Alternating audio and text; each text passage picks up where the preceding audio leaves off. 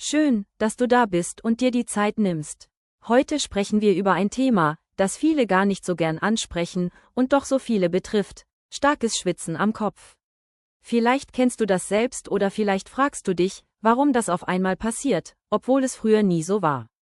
Es kann unangenehm sein, es kann peinlich sein, und es kann dich im Alltag richtig belasten.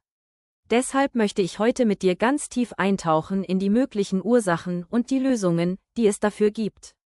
Und bleib unbedingt bis zum Ende dabei, denn dort habe ich noch wertvolle Tipps für dich, die dir wirklich helfen können. Und bevor wir starten, danke dir fürs Like, fürs Teilen und Abonnieren, damit du keine neuen Impulse mehr verpasst. Wenn wir uns das Schwitzen genauer anschauen, dann hat es ja erstmal eine ganz natürliche Funktion. Dein Körper kühlt sich dadurch ab, er schützt dich vor Überhitzung und sorgt dafür, dass deine Temperatur ausgeglichen bleibt. Doch wenn das Schwitzen zu stark wird oder wenn es plötzlich auftritt, vor allem am Kopf, dann steckt oft mehr dahinter. Und genau da schauen wir jetzt gemeinsam hin. Eine Ursache, die ganz häufig übersehen wird, ist ein Mangel an Mineralstoffen und Vitaminen. Dein Körper braucht Magnesium, Eisen, Zink, Kupfer und andere Spurenelemente, damit deine Schweißdrüsen normal funktionieren. Wenn zum Beispiel Magnesium fehlt, dann kann das Nervensystem überreagieren und dein Körper fängt an, mehr Schweiß zu produzieren. Auch Eisenmangel kann eine Rolle spielen, weil dein Körper versucht, Stoffwechselprozesse auszugleichen. Zink ist ebenfalls wichtig, weil es das Gleichgewicht deiner Haut und Drüsen unterstützt. Und was viele nicht wissen: plötzlicher Kopfschweiß kann auch ein Hinweis auf Vitamin-D-Mangel sein. Gerade bei Menschen, die viel arbeiten, viel Stress haben oder wenig draußen in der Sonne sind, taucht das immer wieder auf. Neben den Mineralstoffen spielt auch die Schilddrüse eine wichtige Rolle. Wenn deine Schilddrüse zu aktiv ist, läuft dein Stoffwechsel auf Hochtouren. Du fühlst dich vielleicht nervös, dein Herz schlägt schneller, du nimmst vielleicht sogar ab, obwohl du normal isst. Und dazu kommt das starke Schwitzen, oft besonders am Kopf. Deshalb ist es sinnvoll, einmal die Schilddrüsenwerte prüfen zu lassen. Dann gibt es noch den Bereich der Hormone. Gerade bei Frauen in den Wechseljahren kann Kopfschweiß ein Zeichen für hormonelle Veränderungen sein. Manche spüren die klassischen Hitzewallungen, andere wiederum bemerken eher, dass der Kopf feucht wird, besonders nachts oder in stressigen Momenten. Der Körper sucht hier nach einem neuen Gleichgewicht. Und jetzt gehen wir von der körperlichen Ebene eine Ebene tiefer, in die seelische und energetische Ebene.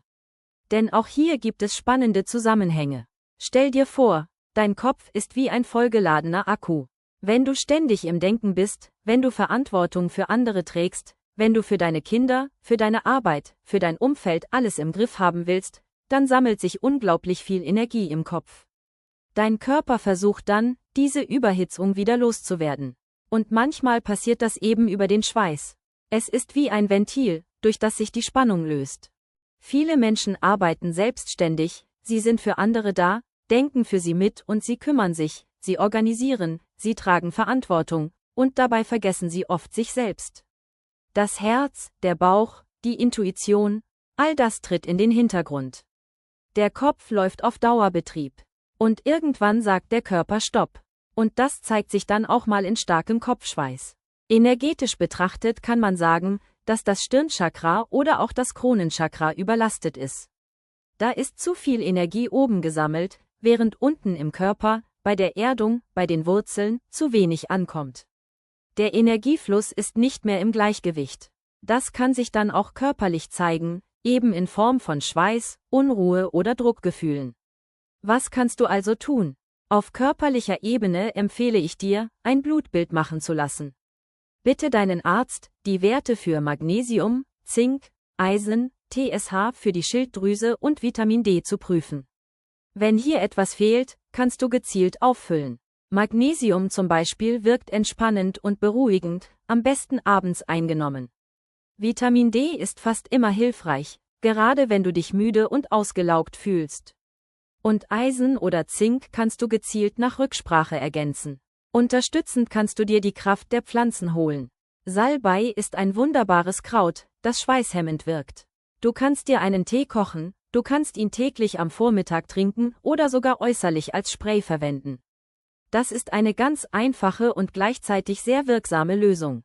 Auf energetischer Ebene geht es darum, den Druck aus dem Kopf zu nehmen. Das gelingt dir, wenn du wieder mehr ins Fühlen kommst. Setz dich in Ruhe hin, atme mehrmals tief in den Bauch und stell dir vor, wie die Energie nach unten fließt, in deine Beine, in deine Füße, in die Erde. Je mehr du dich erdest, desto leichter wird dein Kopf. Auch Meditationen oder kleine Achtsamkeitsübungen helfen dir, raus aus dem Denken und rein ins Spüren zu kommen. Ein ganz wichtiger Punkt: Du darfst dir erlauben, weniger für andere zu denken. Vor allem, wenn es um deine erwachsenen Kinder geht. Du bist nicht verantwortlich für alles und jeden. Dein Körper zeigt dir mit dem Schweiß ganz klar, dass es Zeit ist, dich wieder mehr um dich selbst zu kümmern. Nicht aus Egoismus, sondern aus Selbstliebe. Denn nur wenn es dir gut geht, kannst du auch für andere da sein. Und jetzt lass uns noch kurz über Ernährung sprechen. Wir kommen leider nicht drum rum. Viele denken an mediterrane Küche, doch die ist nicht so gesund, wie viele denken. Deshalb schau, ob du dir bewusst kleine Inseln schaffst, mit leichten, frischen Lebensmitteln. Gedünstetes Gemüse, frisches Obst, Quinoa im Salat oder direkt am Morgen, das sind einfache Dinge, die dein System entlasten. Dein Körper dankt es dir, wenn du ihm diese kleinen Pausen schenkst. Dein Körper ist nicht dein Feind, er ist dein Partner. Er will dir etwas zeigen. Und wenn du lernst, die Botschaften zu verstehen, kannst du sie annehmen, statt dich von ihnen quälen zu lassen. Wenn du spürst, dass dich dieses Thema betrifft, dann ist das lästig, das verstehe ich, aber nimm es ernst und nimm es auch liebevoll an. Dein Körper spricht mit dir. Und du hast die Möglichkeit, jetzt etwas zu verändern. Danke, dass du heute wieder da bist. Schön, dass du dir die Zeit genommen hast. Wenn dir das Video gefallen hat, dann freue ich mich, wenn du mir ein Like dalässt, das Video teilst und gerne auch meinen Kanal abonnierst. So bleibst du immer auf dem Laufenden und bekommst weitere wertvolle Impulse. Bis zum nächsten Mal.